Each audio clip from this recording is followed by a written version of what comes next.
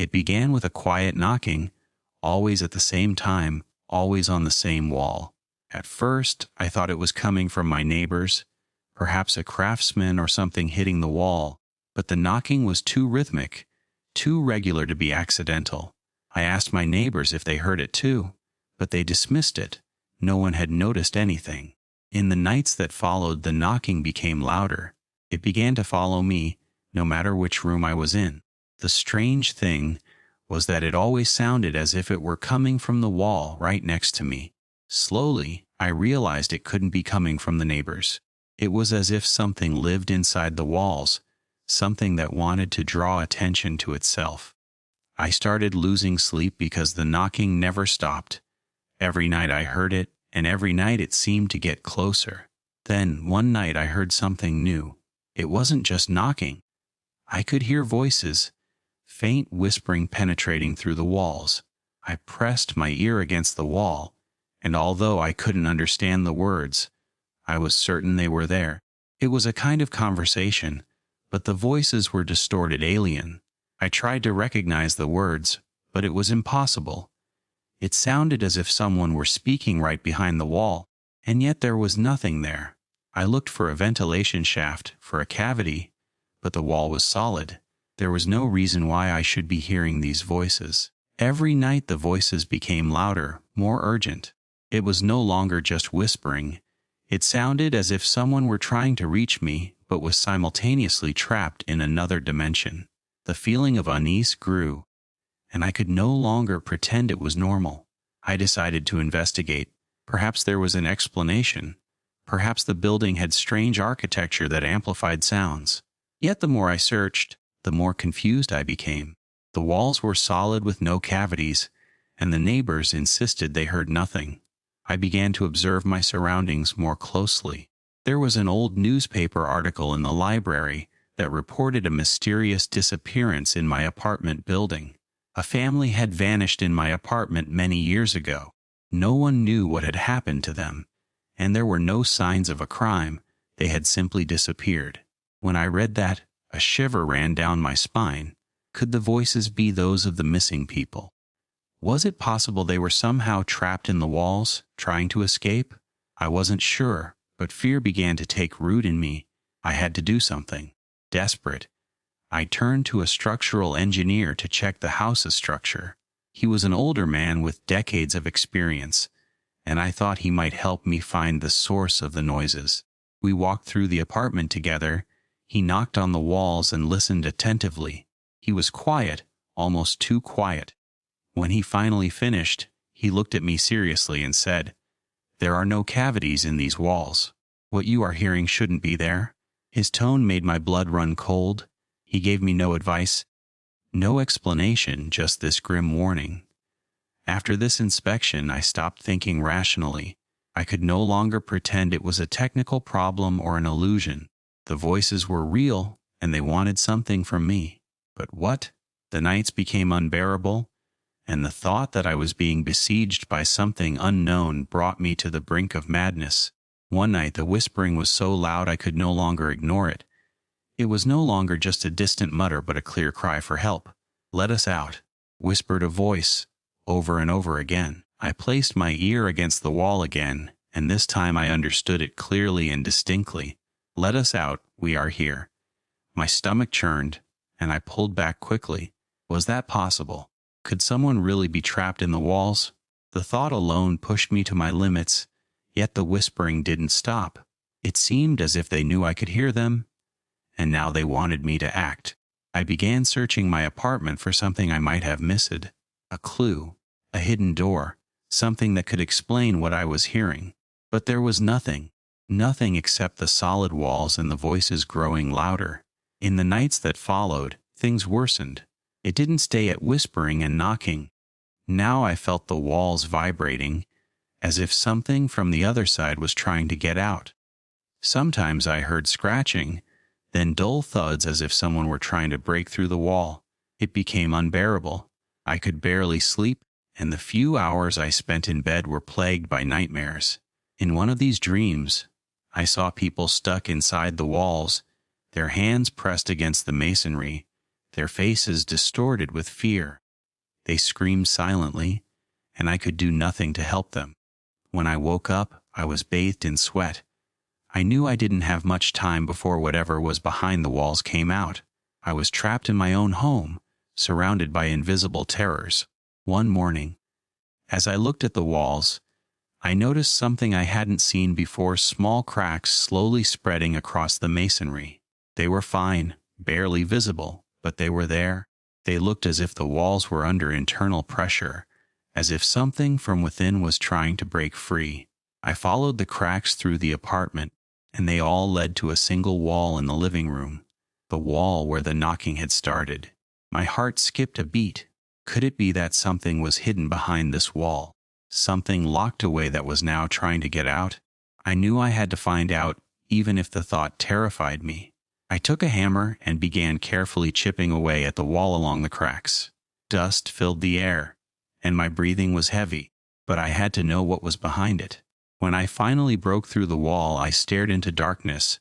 There was a hollow space, a room I hadn't known about. My heart beat faster as I grabbed a flashlight and looked inside. The room was small and empty, but the air was heavy and stale, as if it had been sealed for years. I stepped closer and shone the light into the corners. There was nothing to be seen, no furniture, no signs of life, but the smell was there, a damp, foul odor that reminded me of decay. My stomach turned, but I couldn't hold back. I had to know what was going on here.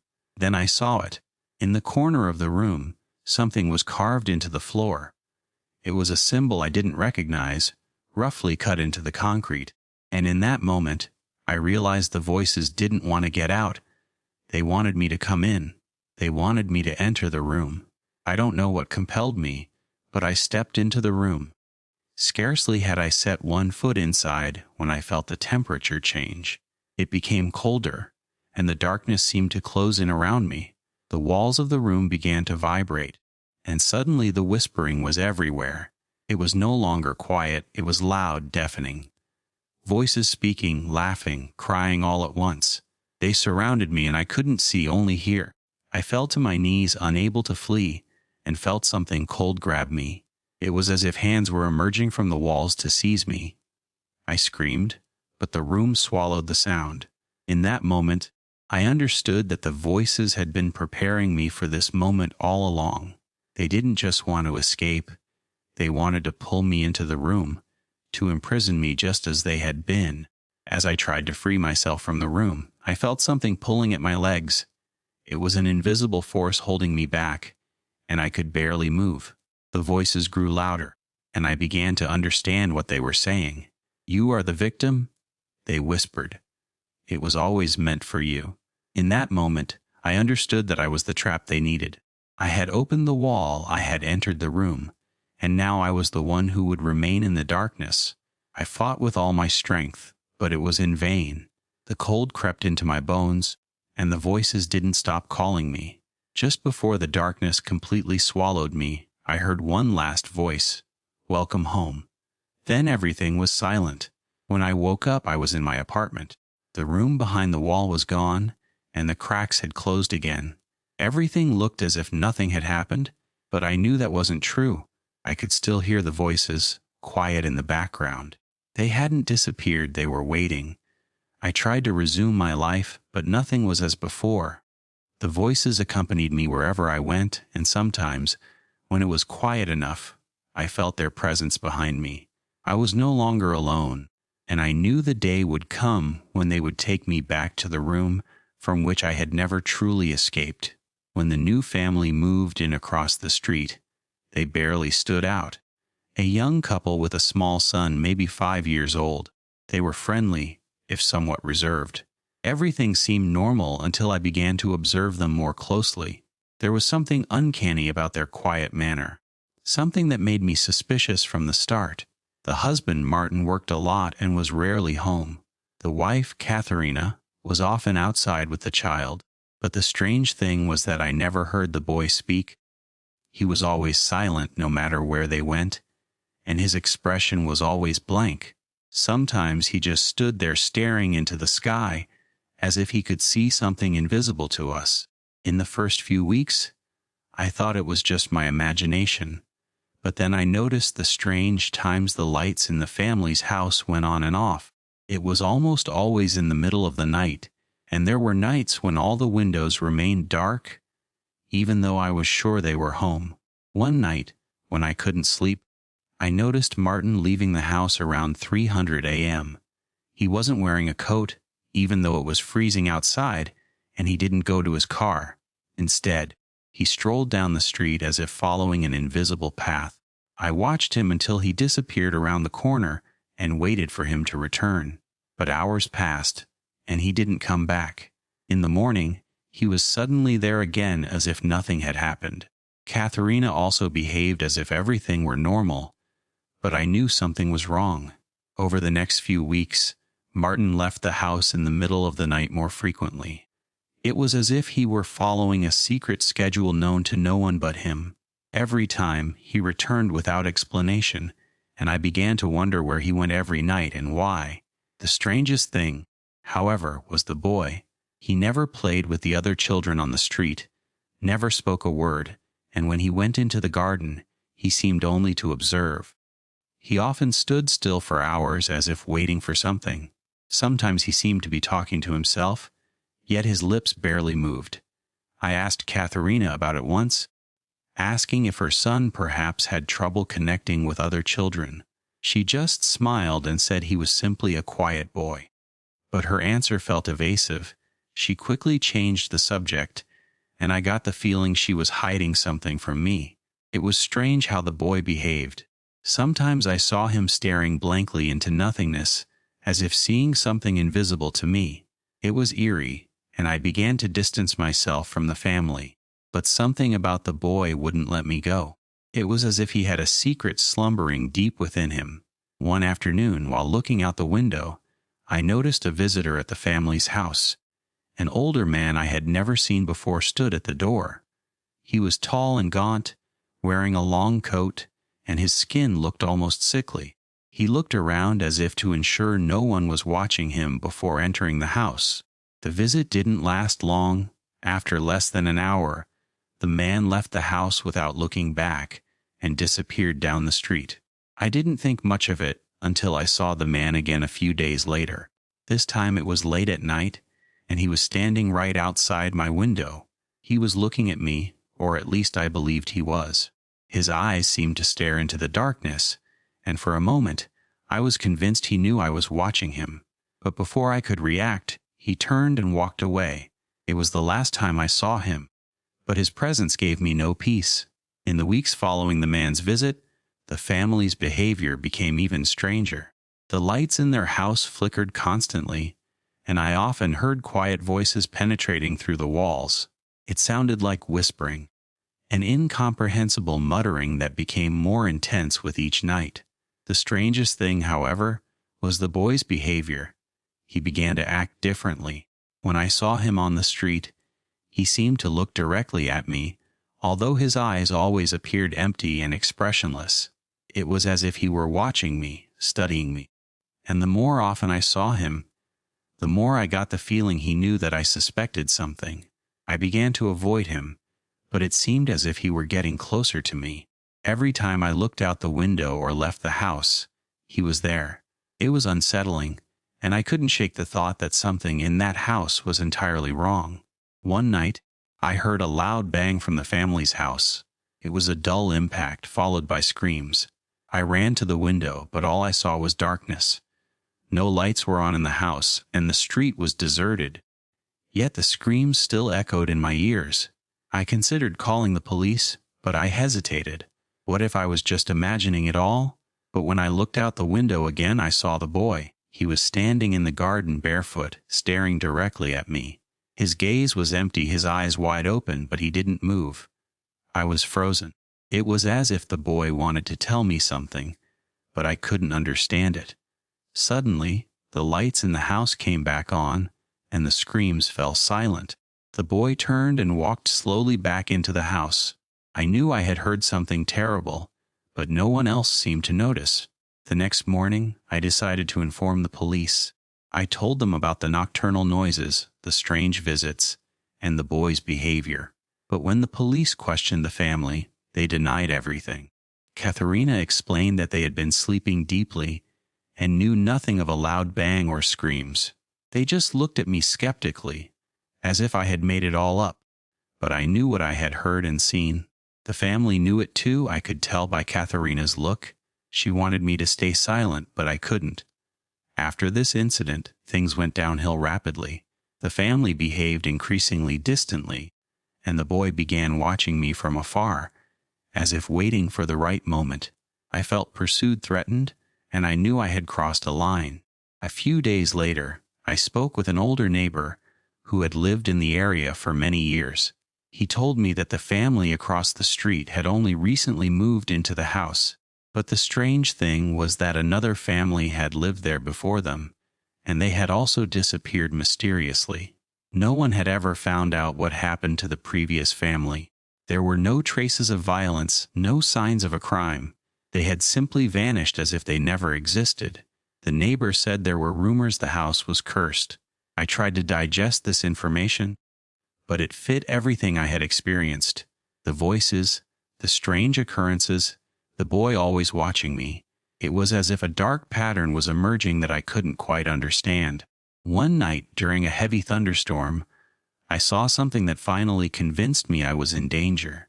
The boy was standing in the garden again, in the pouring rain, and this time he wasn't alone.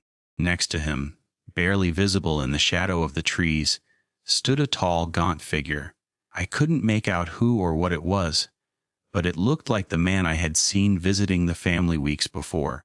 But this time, the figure moved strangely, almost in slow motion, and the boy stared at it without blinking. Suddenly, he turned his head and looked directly at my window. In that moment, lightning struck, and I could see the two of them clearly for a brief moment. The figure was not human, its facial features were distorted, its eyes black. The boy was smiling. I tore the curtains shut and retreated into my apartment, my heart racing. Whatever was out there, it wasn't human. The next morning, I couldn't take it anymore. I had to know what was going on in that house. In a fit of panic, I sneaked into the family's basement when they weren't home. The basement was dark and damp, and a musty smell hung in the air. With a flashlight, I scanned the walls and soon noticed something strange. The walls were full of scratches, as if someone had tried to break free, and in the farthest corner of the basement, I found something that made me freeze as an old, yellowed photo. It showed the previous family who had lived in the house, but in the middle of the photo, between the mother and the father, stood a boy. The same boy who was now playing outside in the garden. He hadn't changed, not in the slightest. I ran out of the basement and back to my apartment. Everything suddenly made sense. The boy wasn't the son of the new family. He was something else, something that had lurked in the house for a long time and destroyed the families who lived there. Katharina and Martin had accepted him as their son without knowing what they had brought into their home. But now it was too late. The boy already had them under his spell, and it was only a question of time before they too would disappear. I left the house that night and never returned, but sometimes, when I drive through the streets of my old neighborhood, I see the house, and in one of the windows I see the boy still standing there, smiling, waiting. Next true horror story. I moved into an old apartment on the second floor of an ancient building that looked back on a grim history. The previous tenants had suddenly left the apartment for unknown reasons. The neighbors didn't talk much about it, but they kept mentioning the hallway. I thought it was just an old superstition until I started feeling it myself. Everything in the apartment seemed normal, except for a single window in the hallway. It led nowhere. It was simply set into the wall. I found it strange, but it seemed to be an old architectural error. Only after a few weeks did I notice that the window was strangely always open, no matter how often I closed it. At first, I thought it was just the wind, but then I noticed that the window always opened again exactly at midnight, quietly and without warning. The worst part was that sometimes I had the feeling someone or something was looking through it. One night, As I was closing the hallway window once again, I heard a faint whisper. It came directly from the opening. I stayed still listening, but the words were unintelligible. It wasn't the wind of that, I was sure. It sounded almost like a conversation, yet no one was there. I checked to see if the window perhaps led to a hidden room or a shaft, but there was only a wall behind it, no possibility that anyone could be there. The voices grew louder, and I felt my blood freeze in my veins. Something eerie was emanating from this window. In the nights that followed, I tried to ignore it, but the whispering began to pursue me in my dreams. It was always there, always louder, always closer. I began to fear the window, even though it was supposed to be just a mute part of the apartment. Then, one night, as I entered the hallway, I saw it, a shadow right behind the window, as if someone were standing there looking down at me. I froze, unable to move. The shadow was tall, and although I couldn't make out details, I felt its eyes on me. I ran back to my room, locked the door, and barricaded it. But the shadow remained in my head. I could feel it, even if I couldn't see it. Whenever I walked past the window, there was this oppressive feeling of being watched. Days passed, and I tried to avoid the window, but every time I entered the hallway, I saw the shadow again. It was as if it were waiting for me there, challenging me to open the window and find out what was behind it. I decided to ask the neighbors if they had ever noticed anything strange about the window. At first they hesitated, but eventually an older woman from the third floor told me that the window had always been there. But no one knows why, she added. She told me that many years ago, someone had lived in my apartment who suddenly disappeared. The police never found a trace, only the open window. Since then, every tenant in my apartment had reported the same thing: strange noises, shadows, and an eerie feeling of being watched. Some claimed they were the ghosts of the missing, still waiting for an explanation. This got me thinking. Was it possible that the window was some kind of connection to another world? Or was it just the site of a terrible crime whose secret still lurked in the darkness? In the following night, I decided not to run away anymore. I wanted to know what the window was all about. As midnight came, I heard the whispering again and felt the shadow approaching. With trembling hands, I went to the window and opened it. Nothing, only the dark wall behind it. But the feeling of being watched grew stronger. And then, out of the corner of my eye, I saw a movement. A face, pale and disfigured, staring at me from the depths of the wall. It disappeared as quickly as it had come, but the shock remained. I had seen it. I closed the window and retreated to my room. Now I knew I wasn't dealing with a simple construction error. There was something behind the wall that seemed to move, something waiting for me. A few days later, I found an old story about the building. It said that the window once served as a mirror. A ritual, it was said, allowed one to look into the future or the past, but sometimes it also opened doors that should have remained locked. With this knowledge, I felt even more unsettled. Had I fallen victim to an old curse by opening the window? Had I awakened something that should have stayed in the dark? I tried to avoid the window, but it seemed to call me every night. In the nights that followed, I began to see more of the figure, always through the window, always in the corner of my eye. It lurked there, waiting for the right moment. It became increasingly difficult to enter the hallway without feeling that it wanted to pull me in. One evening, my doorbell rang. It was the former tenant of my apartment, a woman in her 40s. She looked exhausted and fearful. "I need to talk to you," she said. "The window, it will drive you crazy." She told me she had gone through the exact same thing. The shadows, the voices, the incessant presence coming closer and closer. She had left the building before it took her, as she put it. Never open the window again, she warned me urgently. Before I could say anything, she was gone. The warning echoed in my head. Had she told the truth? Would the window really drive me crazy, or was it already too late? I decided to heed the warning and never open the window again. But the presence behind the wall didn't leave me alone. One night, as I walked past the window, I noticed a strange light behind the wall. It was faint flickering and appeared to come from nowhere. The light seemed to call me, to lure me to examine the wall more closely. Despite my fear, I couldn't resist. I approached slowly and felt the air around me grow colder. The light became brighter, and I heard the whispering again. Come. I knew I should stay away from this window, but the light was mesmerizing. I raised my hand to touch it, but in that moment, it disappeared. Only the darkness remained, and a feeling that I had just lost something irretrievable. In the following days, the shadow became more aggressive. I could see it out of the corner of my eye even when I wasn't near the window. It followed me, crept into my dreams, and stole my sleep. I knew I couldn't evade it any longer. I decided to ask the caretaker if there was a reason for the strange window in the hallway.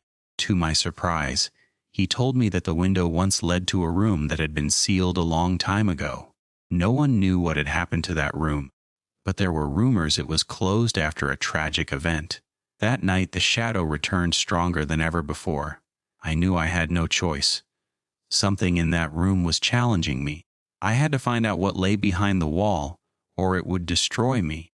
In a last desperate act, I decided to open the window once and for all. I had had enough of the shadows, the voices, and the nightmares. I wanted to know what really lurked behind the wall, so I waited until midnight, when the whispering was loudest, and opened the window again. This time it was different. The wall behind the window had vanished.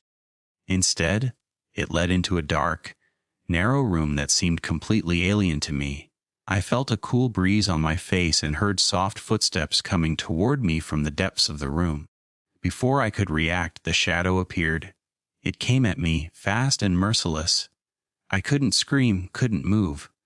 It grabbed me, and everything went black. When I woke up, I was no longer in my apartment. I was standing on the other side of the window, staring into the hallway I had come from. The world around me had changed. Everything was silent, cold, and strange, and I was alone. I wanted to return through the window into my world, but it was too late. I couldn't open it, couldn't escape. I was trapped on the other side. In the darkness, I had awakened myself. Now I am the shadow behind the window, and I wait for the next person to open the window and make the mistake I made. Next true horror story. In the ground floor of our apartment building, there was an old, nondescript door that no one ever used. It was locked, and none of the neighbors could remember the last time it had been opened. It supposedly led to a basement that had been decommissioned for decades. No one paid it any attention until it opened by itself one night.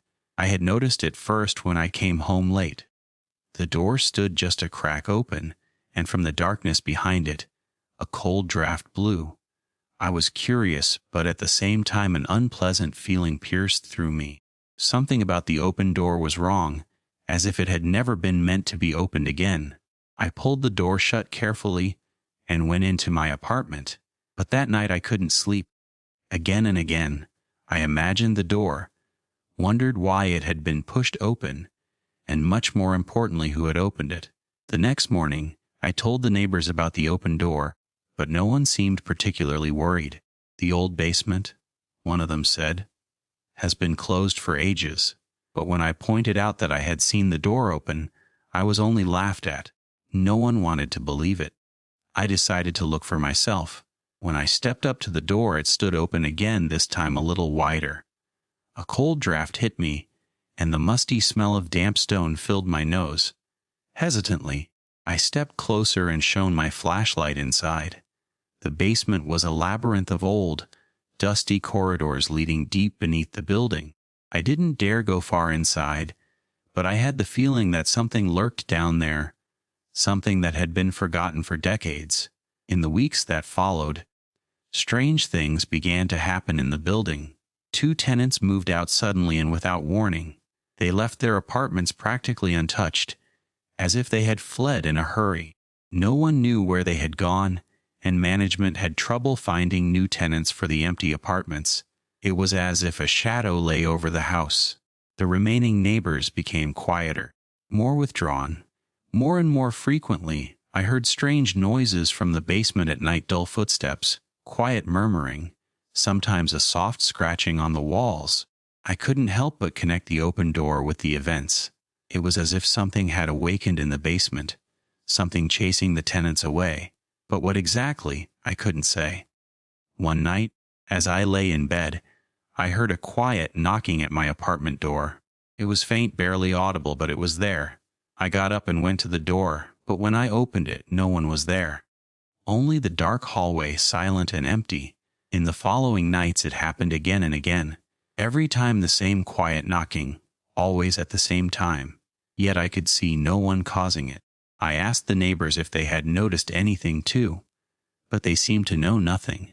Some of them, however, began to avoid me, as if they were afraid to speak about the door. I began to feel paranoid. Was it possible that someone or something had come from the basement to me? The knocking wouldn't let me sleep anymore, and I felt the shadow from the basement coming closer. Finally, I couldn't take it anymore. I had to know what lurked behind the door and in the depths of the basement. One evening, I gathered all my courage and approached the door again. This time it stood wide open, as if someone were waiting for me. With a flashlight in hand, I descended the old stone stairs. The smell of mold and dampness became more intense the deeper I went. The walls were cold and wet, and the light of my lamp cast long, eerie shadows. It felt as if something were watching me. I went further into the darkness, deeper than the first time. Finally, I came upon an old, dilapidated wooden door hidden deep in the basement. It was locked, but from the inside, I heard a quiet, steady knocking. I hesitated. The door looked old and rotten, but it radiated a strange presence that held me back. The knocking was clearer now, and I could swear I heard quiet voices penetrating from the darkness behind the door. They whispered, called to me. With a firm grip, I turned the old rusty doorknob. It crunched, and the door opened slowly. Behind it was a small chamber, damp and dark. At first glance, the room seemed empty, but then I saw it. In the middle of the room, on the floor, lay an old chest. The chest looked as if it hadn't been touched for decades, yet it was clearly the center of the strange presence in the room. Without thinking, I knelt down and opened the lid. The contents of the chest were unspectacular at first glance: old clothes, yellowed documents, and a few personal items. But something about these things was eerie. They seemed as if they had belonged to someone who had lived long before my time. The names on the documents meant nothing to me, but the handwriting was clear and precise. Yet as I reached deeper into the chest, I felt something cold, metallic. I pulled out an old, rusty bunch of keys. The keys looked ancient, and each of them was shaped differently. I had no idea which doors they belonged to, but something told me they were important. Suddenly, I felt the temperature in the room drop. My breath caught in my throat as I heard the chamber door slam shut behind me. I turned around and saw that I was no longer alone. In the darkness of the room, a figure appeared. At first, it was little more than a shadow, but the longer I looked, the clearer it became. It was the silhouette of a man, tall and thin with his head bowed. He just stood there, didn't move, yet I felt his presence all around me. I wanted to scream, wanted to run away, but my legs wouldn't obey me. The figure seemed to stare at the chest, as if it had only been waiting for this moment. Then, without making a sound, it turned slowly and vanished into the darkness. I don't know how I managed to move, but eventually I ran up the stairs back to my apartment. The bunch of keys burned in my hand as if it wanted to tell me something, but I was too terrified to think about it. Back in my apartment, I tried to forget the experience, but the keys gave me no peace. They lay heavy in my pocket, and it felt as if they exerted some kind of power over me. Again and again I looked at them, tried to figure out what they belonged to. Then, one night it started again. The knocking at my door. This time it was louder, more aggressive. There was no doubt that someone or something was trying to get in. I knew it had to do with the keys, and I also knew that I had no choice. I took the bunch of keys and walked slowly to the door. The knocking stopped as I got closer, but I still felt the presence on the other side. With trembling hands, I put the first key into the lock. The key fit. I turned it, and the door opened. But instead of leading into the hallway of the apartment building, a completely different world revealed itself behind it. It was dark, and I could barely see anything, but I knew I was no longer in my reality. The air was thicker, heavier, and it smelled of decay. Before me stretched an endlessly long corridor, and at the end of the hallway, I could see a faint light. I knew I had to go there, although every instinct told me to turn around and close the door again. But I walked forward, step by step, toward the light. When I finally reached the end of the hallway, I saw another door made of black metal, and in the center of the door was a lock that would fit the keys exactly. I pulled the last key from my pocket and put it in the lock. The lock clicked, and the door opened with a loud creak. Behind it lay a black depth that was impenetrable. I could see nothing, hear nothing, only an endless void staring at me. Then I heard it, the knocking. This time it came from inside. It was louder, clearer, and I knew it was waiting for me. With a last breath, I stepped through the door, and it closed behind me. I was trapped in the darkness, and the knocking was all that remained. Now I am part of the basement, part of the secrets that have lurked there for centuries. And if you hear quiet knocking at your door at night, remember it could be calling you too. Next true horror story. It was a quiet evening when I saw the figure in the garden for the first time. I was sitting in my living room, the lights dimmed, looking out the window. There it stood at the end of my garden, motionless, as if watching me. At first, I thought it was just a trick of the light, maybe a tree or a shadow, but the longer I looked, the more certain I was that someone was standing there. The figure was tall, wrapped in a long coat, and I couldn't make out any details. The face was hidden, but I felt that it was looking at me. I stood up, went to the window, but when I wanted to look more closely outside, it had disappeared. My heart beat faster, and I tried to calm myself. Perhaps it was just my imagination. The next few days passed without incident, but the following week I saw it again, always in the same spot, always in the shadow of my garden. But no matter how quickly I looked, as soon as I blinked, it was gone. Unsettled, I spoke to my neighbors about the figure. I asked if they had seen anyone near my house, perhaps a walker or someone lingering in the garden, but no one had noticed anything. They even laughed when I told them about the figure, as if it were a bad joke. I began to doubt my sanity. Maybe it was just stress, a hallucination triggered by fatigue. But every night when I looked out the window, it stood there again, always in the same spot, always motionless, as if waiting for something. I decided not to look anymore, to avoid the window, but the feeling of being watched did not leave me. It was as if the figure was always there, even if I didn't see it. One evening, as I was about to go to bed, I heard a sound from the garden. It was a soft rustling, as if someone were walking through the grass. My heart skipped a beat. I went to the window and saw it again, this time closer to the house. The figure no longer stood at the end of the garden, but almost in the middle. This time I could make out more.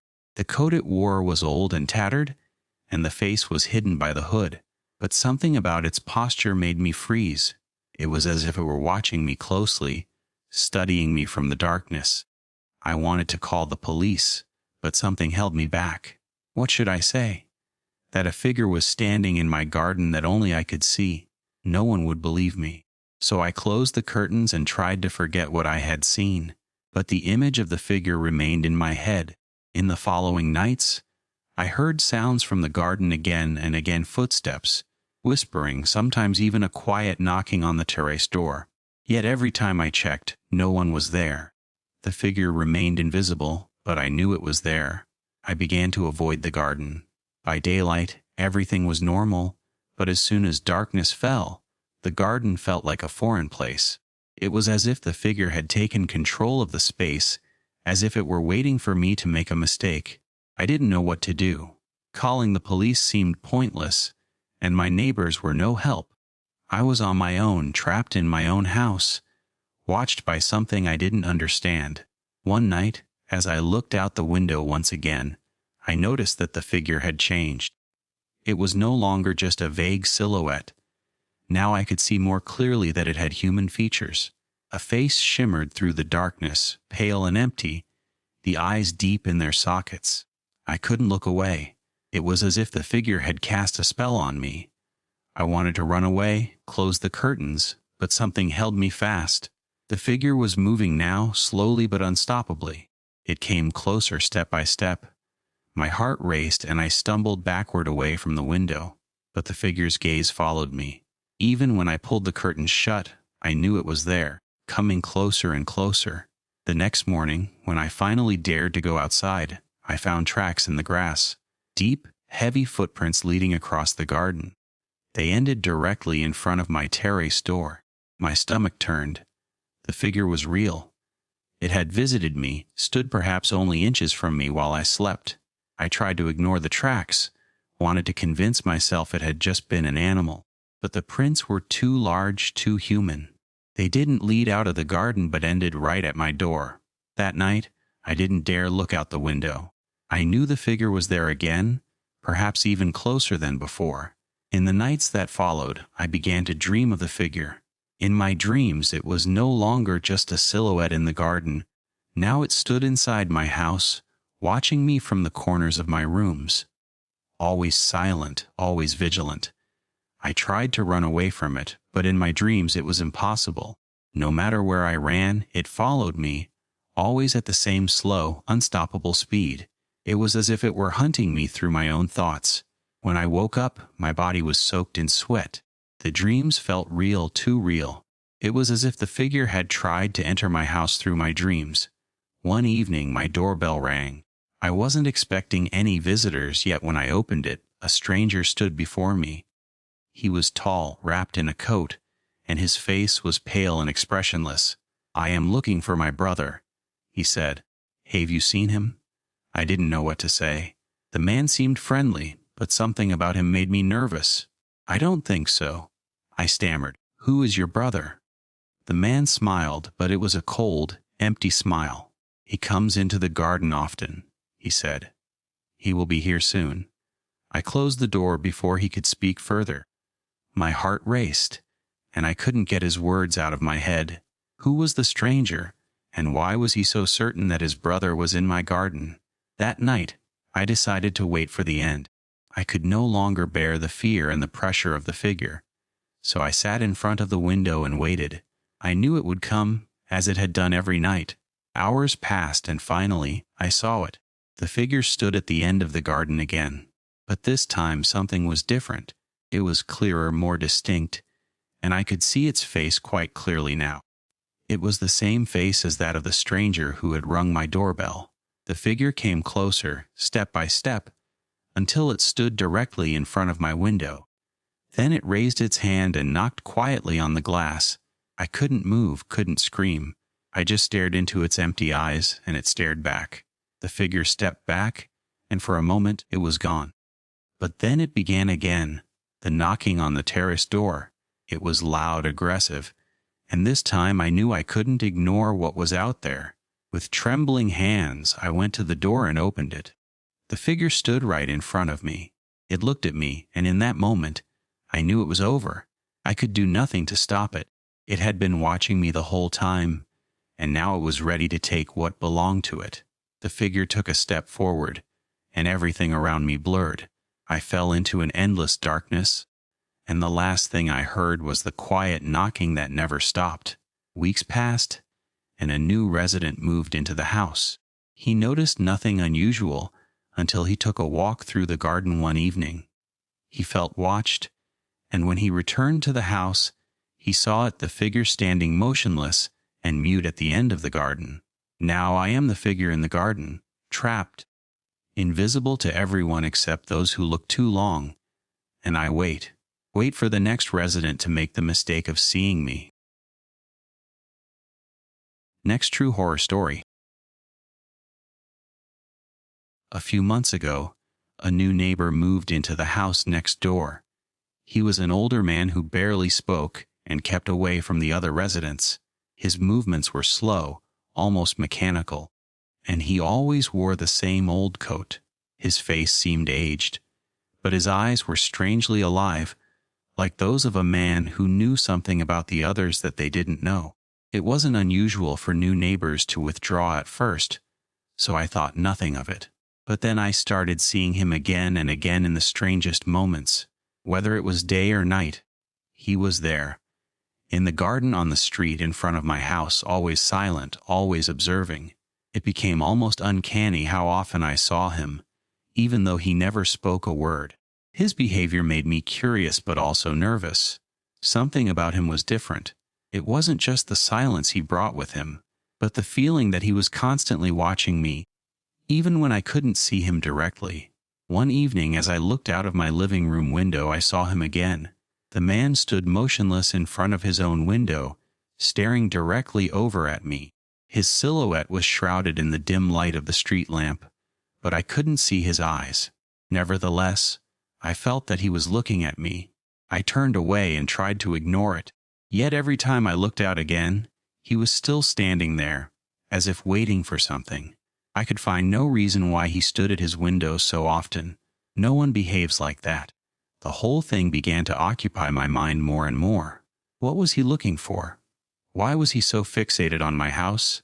It became increasingly difficult to ignore the gazes I felt, and the worst part was, he never moved. After weeks of observation without the man ever exchanging a word with me, I decided to break the silence. I wanted to know why he looked at me so often. So I went outside one evening and knocked on his door. It took a long time for him to open it, and when he finally did, there was a moment of silence that felt like an eternity. Can I help you?" he asked with a voice that sounded older than it should have. I could discern no emotion in his face, as if he were consciously suppressing every reaction. I tried to address the topic, asking why he was always standing in front of the window, but his answer was evasive. "I just enjoy the view," he said. Yet something about his answer made me suspicious. He didn't seem truly interested in talking, and when I asked if he had noticed anything unusual in the neighborhood, he simply closed the door without another word. In the following days, I began to observe his routine more closely. Every evening, always at the same time, he stood at his window. Sometimes he looked out for hours without moving, without blinking, as if he himself were just a dull place there. There was never light in his house. No matter when I looked, it was always dark. Only the faint silhouette of the man was visible. It seemed as if he never left the house, never went anywhere. It was as if he existed only to watch me. I spoke with my other neighbors again, but no one seemed to know the man particularly well. Some didn't even know he lived there. It was as if he were invisible to them. I began to wonder if I was the only person who noticed him at all. Then something began to change. The nights became quieter, too quiet. No car noises, no animals, no people. It was as if the entire street had suddenly fallen into a deep, unnatural sleep, yet the man was still there, always at his window. This silence pressed on my nerves, making it hard to sleep, hard to think. I could feel his presence even when I didn't see him. It was as if his mere existence made the air in the area thicker, heavier. Even breathing felt different as soon as I came near his house. One night, the silence was so overwhelming that I stormed out of the house. I wanted to catch a breath, gain some distance. But when I stepped onto the street, I saw him again, at the same window, motionless, as if he had been waiting for me. I tried to ignore him, but I couldn't succeed. No matter where I went or what I did, I could feel his gaze on me. I pulled the curtains shut, but even that didn't help. It felt as if he were always there, as if he were watching me through the walls. Sometimes I heard noises at night coming from his direction, footsteps that were quiet and yet distinct. But every time I looked out the window, he just stood there silent, as if challenging me to come to him. It wasn't just the observation that unsettled me. It was the feeling that he wanted something from me. But what? I couldn't fathom it, yet the thought gave me no peace. It was as if I had become entangled in his game without knowing what rules he had set. Soon the dreams began. For nights on end, I dreamed of him, of his face watching me through the window. In the dreams, I was trapped, unable to move, while he came closer and closer, noiselessly, with every step. His face was pale, his eyes hollow. In one of these dreams, he was suddenly no longer outside, but in my room. I couldn't breathe, couldn't scream. I was paralyzed with fear, and he just stood there, looking at me as if he were about to do something terrible. Every time I woke up bathed in sweat, the feeling of his presence still inside me. But when I looked into the darkness of my room, he wasn't there, or at least not visible. One morning after a particularly intense dream, I went to the window, but the man was no longer there. His house was dark, empty, and for the first time in months I felt relief. Maybe he had left. Maybe the haunting was finally over. But that night, I heard a quiet knocking at my door. At first, I thought it was the wind, but the knocking became louder. Slowly I got up and opened the door. But there was no one there, only the cold night air blowing into the house. That night I couldn't sleep. I knew he would come back. He wasn't gone. I could feel it. The next evening he was there again. I had almost expected it, yet it frightened me nonetheless. He stood at his window again as if he had never been away. But this time something was different. He was closer. His face was clearer. His eyes were fixed on me as if piercing through me. I couldn't bear the gaze any longer. I closed the curtains, but his image remained in my head.